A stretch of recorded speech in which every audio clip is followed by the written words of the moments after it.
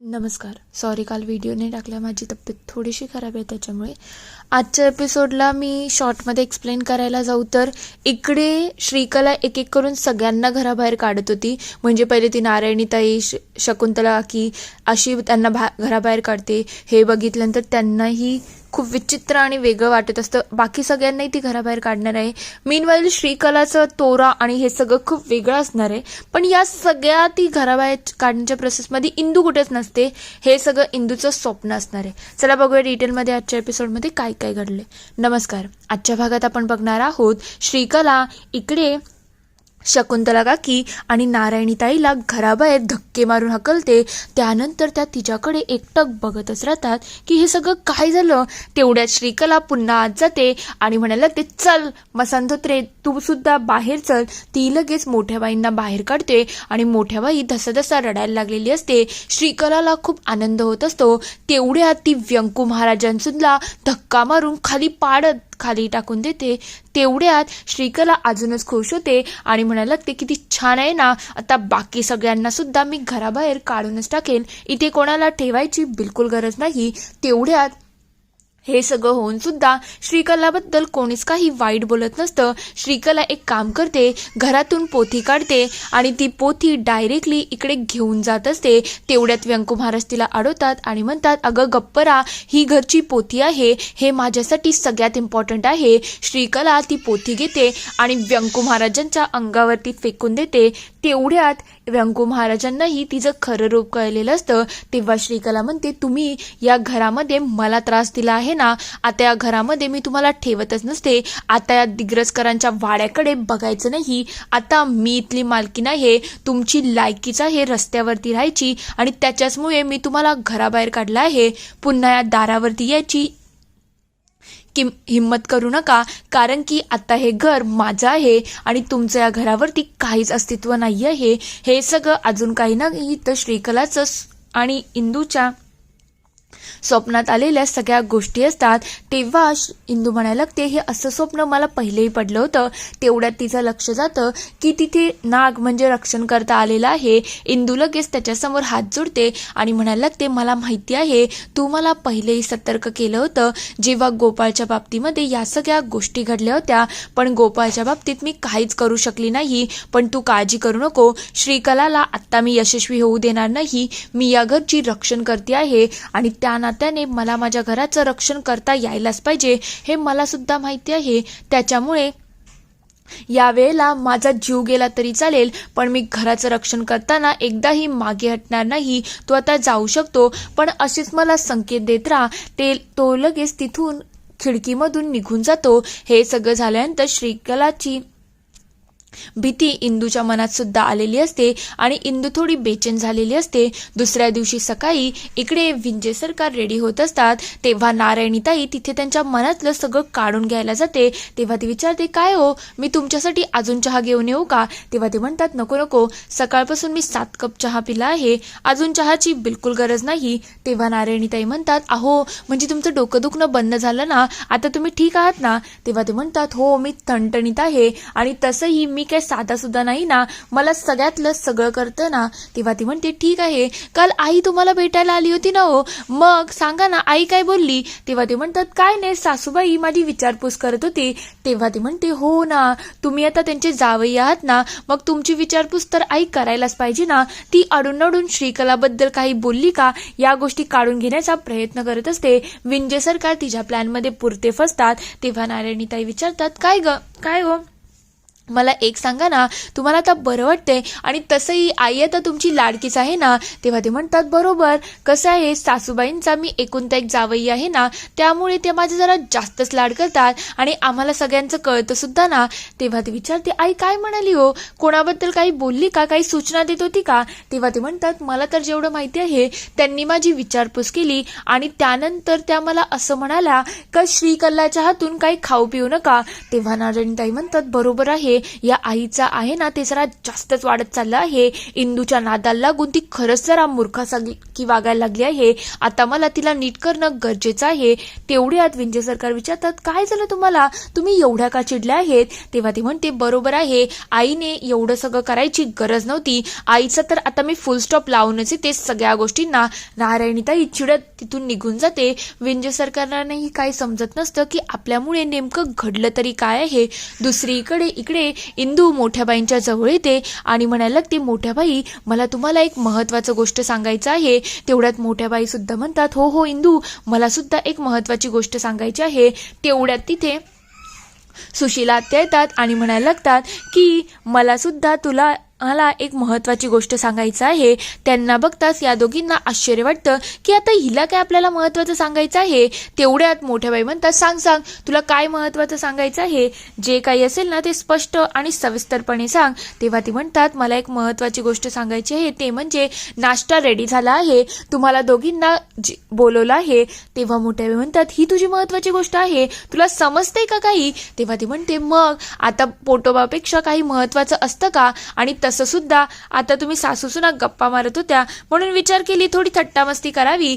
तेव्हा मोठ्या बाई म्हणायला लागतात, काहीच गरज नाहीये थट्टामस्ती करायची, तुझी ही सगळी थट्टामस्ती मला काही आवडत नाही. तेव्हा सुशीला आत्या म्हणतात, बस झालं ना, काय एवढा आडाओरडा करताय? तेव्हा ते म्हणतात, तुझे तर दात मी घशात घालेल, तुला समजते काय सिच्युएशन काय आणि तू करते काय? तेव्हा इंदू म्हणते, पण सुशीला आत्या, करिश्माताईमुळे तुझा मूड थोडा जास्तच खराब होता, आता अधूनमधून अशी थट्टामस्ती करत जा, म्हणजे कसं तुला बरं वाटेल. तेवढ्यात मोठ्या बाई म्हणतात, तुझ्या त्या नालायक करिश्माला सुद्धा नाश्त्याला बोलव. तेव्हा ती म्हणायला लागते, कसं आहे, करिश्मा आता गोठा साफ करायला गेली आहे आणि ती आजकाल कामं करायला लागली आहे. ती कसं सांगते की आता जोपर्यंत काम करणार नाही ना तोपर्यंत काही खाणार नाही. तेव्हा मोठ्या बाई म्हणतात, ठीक आहे, चला जरा नाश्ता करायला जाऊ. तेव्हा सुशीला आत्या म्हणतात, माझा नाश्ता तर झाला आहे, तुम्ही तुमचं बघा, कारण की मला आता करिश्माची मदत करायला सुद्धा जायचं आहे ना. मोठ्या बाई लगेच आणि बाकी सगळे लगेच नाश्ता करण्यासाठी निघून येतात. इकडे सगळेजण नाश्त्यासाठी बसलेले असतात. इंदू, श्रीकला आणि नारायणीताई नाश्ता बनवत असतात. तेव्हा शकुंतला की म्हणतात, आज नारायणीच्या सगळ्यांच्या आवडीचे दही धपाटे बनवले आहेत. तेव्हा नारायणीताई सुद्धा खूप खुश झालेली असते आणि इकडे शकुंतला की म्हणायला लागतात, बघ, हे सगळं ना अधोक्षजला खूप आवडतं आणि नारळाची चटणी सुद्धा बनवली आहे. सगळे खूप खुश असतात.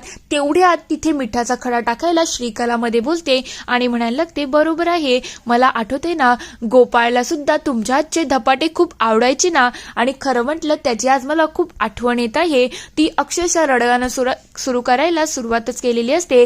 तेवढ्यात नारायणीताई तिला अडवतात आणि म्हणतात, काय ग, मला एक सांग, आता गोपाळचा अंश तुझ्या पोटामध्ये आहे ना, त्यामुळे तू जरा आता शांत हो आणि एक काम कर, आता आपल्याला बाळाला रडकं बनवायचं नाही आहे, म्हणून तू बाळासाठी आज गोपाळच्या वाटचं, बाळाच्या वाटचं, सगळ्यांच्या वाटचं तूच खाणार आहे. आणि एक काम कर, आता खायची तर सुरुवात तुलाच व्हायला पाहिजे ना.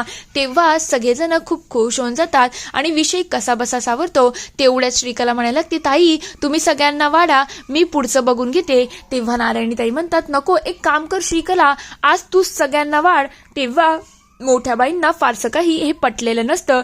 तेवढ्यात शकुंतला काकी म्हणतात, काय ग नारायणी, ती पोटोशी आहे तरी सुद्धा तू तिला काम करायला का सांगते? तेव्हा नारायणी म्हणते, तसं नाहीये, पण तिला थोडंफार तर काम करायला पाहिजे ना.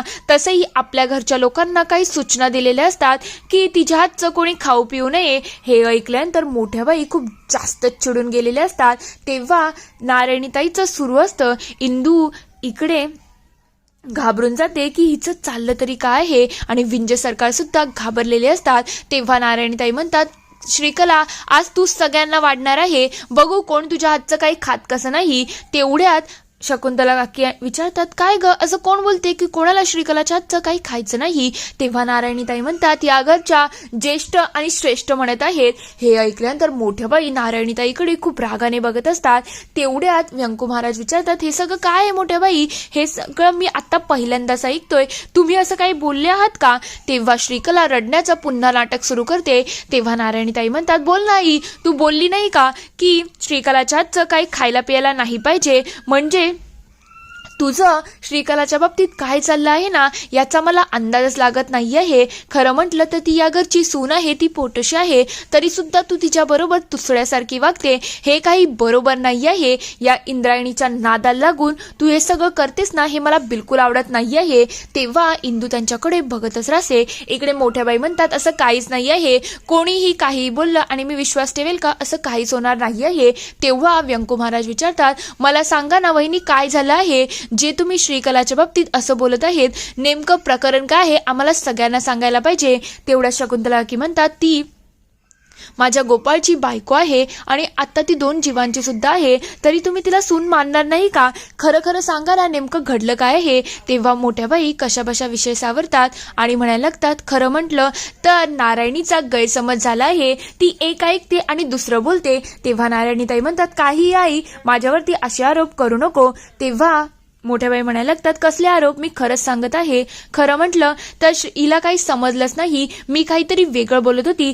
तेव्हा नारायणताई म्हणतात, आई किती खोटं बोलशील ग, खरं बोल कधीतरी. तेव्हा मोठ्या बाई म्हणतात, आता तुझं कानफाट फोडेल हा मी नारायणी, बस झालं तुझं, किती येऊन जाऊन आरोप करते. तुला माहितीये का मी असं का बोलली, त्याच्यामागचं कारण समजून घ्या.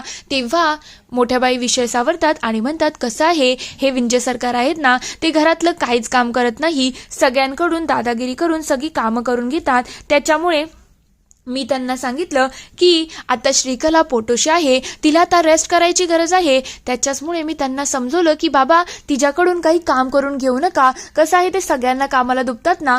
तेव्हा नारायणीताई म्हणतात, हो काही खरं तरी बोल, कधी कधी खोटं किती बोलतेस ग, आणि काल तू जे केलं ते काय खरं होतं का? जेव्हा तुम्ही श्रीकलाची बॅग चेक केली तेव्हा ते म्हणतात, ते तर मी जड किती सामान आहे ते बघण्यासाठी केलं होतं, त्यामध्ये एवढा ताक करायची काय गरज आहे. तेव्हा नारायणीताई म्हणतात, खरं काही मी स्वतः बघितलं, तिने सांगितलं होतं त्याच्यामध्ये पोथी आणि बॉटल आहे, पण तुने आणि इंदूने तिच्यावरती विश्वास ठेवला नाही आणि तिच्या बॅगेची धडती घेतली ना. तेव्हा श्रीकलाचं हे सगळं बघून व्यंकू महाराज म्हणायला लागतात की श्रीकला तू हे सगळं आम्हाला सांगितलं का नाही. तेव्हा श्रीकला म्हणते, मी कसं सांगू, खरं म्हटलं तर मला घरामध्ये वाद नव्हते पाहिजे, त्याच्यामुळे मी काहीच बोलली नाही. तेव्हा मोठ्या बाई त्यांच्याकडे बघतच राहतात आणि सगळेजण मोठ्या बाईंकडे खूप चिडून बघत असतात. इथे हा पूर्ण एपिसोड संपतो. पुढील भागात आपण बघणार आहोत. इकडे मोठ्या बाई खूप चिडलेल्या असतात. तेव्हा त्या म्हणायला लागतात, खरं म्हटलं तर या नालायक पोरीवरती मी विश्वास ठेवला ना, हीच माझ्याकडून खूप मोठी चूक झाली आहे आणि हिचा ऐकून मी सगळ्या गोष्टींना भुलली, हिने माझ्यावरती जादूटोणा केला आहे. तेव्हा अधोक्षच चिडतो आणि म्हणायला लागतो, आई काहीही बोलू नको, माझी इंदू कधीच जादूटोणा करणार नाही. तेव्हा मोठ्या बाई म्हणतात, मी काय खोटं बोलते का, हे बघ काळे मणी आपल्या घरामध्ये कसे काय आले. तेव्हा इंदू म्हणायला लागते, मोठ्या बाई तुम्ही का मला असे आरोप करताय, सासूबाई असं करू नका. तेवढ्यात मोठ्या बाई म्हणतात, गप्प बस ग, तोंड बंद कर तुझं, तुझे जे नखरे चालले आहेत आणि तुझे जे नाटक आणि भुलण्याचे प्रयत्न चालले आहेत ना, हे मला सगळं कळते. आता मला तुझ्याशी काही संबंध नाही. एक काम करा, या इंद्रायणीला आत्ताच्या आत्ता घराबाहेर काढा. हे ऐकल्यानंतर इंदूच्या पायाखालची जमीन चालून जाते. इथे हा पूर्ण एपिसोड संपतो. आता मोठ्या बाई हे सगळं जे करतायत त्याच्या मागं काय षडयंत्र असेल, तुम्हाला काय वाटतं ते मला कमेंटमध्ये नक्की कळवा. व्हिडिओ आवडला असेल तर लाईक, शेअर, सबस्क्राईब करायला विसरू नका. Thank you for watching.